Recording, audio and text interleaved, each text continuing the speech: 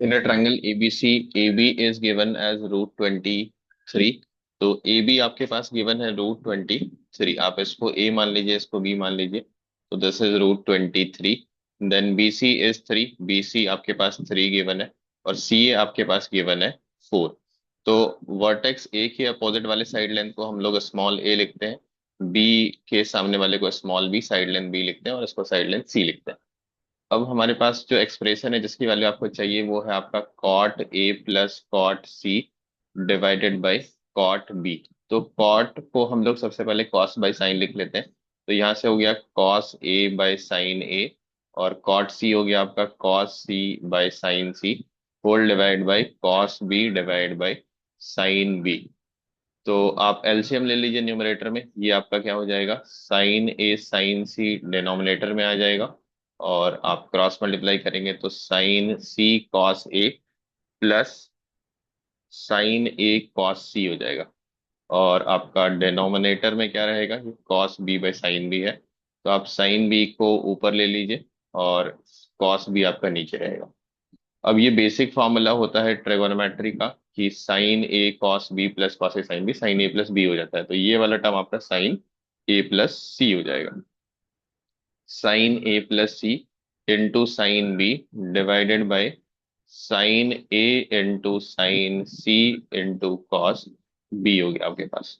अब ए प्लस सी जो है वो कितना हो जाएगा, A plus C is 180 degree minus B, क्योंकि sum of all three angles of triangle आपके 180 होते हैं। तो जैसे आप दोनों तरफ साइन लगाएंगे, sine A plus C is sine 180 degree minus B.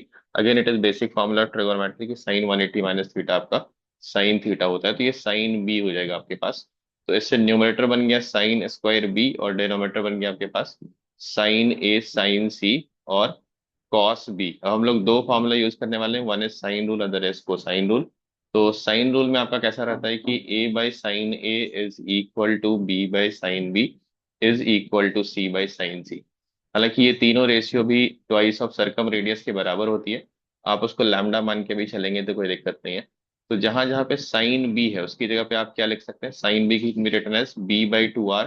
तो ये बी स्क्वायर हो जाएगा, और आप चाहे तो 2r का स्क्वायर लिख सकते हैं, वो कैंसिल हो जाएगा ऊपर नीचे।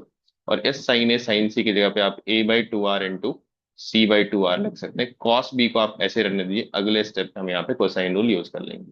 तो 2r² up and down cancel हो गया। साइड लेंथ एबीसी की वैल्यू आपको मालूम ही है, but let's use cosine rule, उसके बाद हम लोग वैल्यू रख देंगे। तो cos be using cosine rule क्या हो सकता है, आप चूंकि एंगल बी का कोसाइन लिख रहे हैं तो आपका b² नेगेटिव में रहेगा, और बाकी दोनों आपके पॉजिटिव में रहेंगे। और यही दोनों जो पॉजिटिव साइड में है वो नीचे आपके डिनोमिनेटर में आ जाते हैं। This is the cosine rule.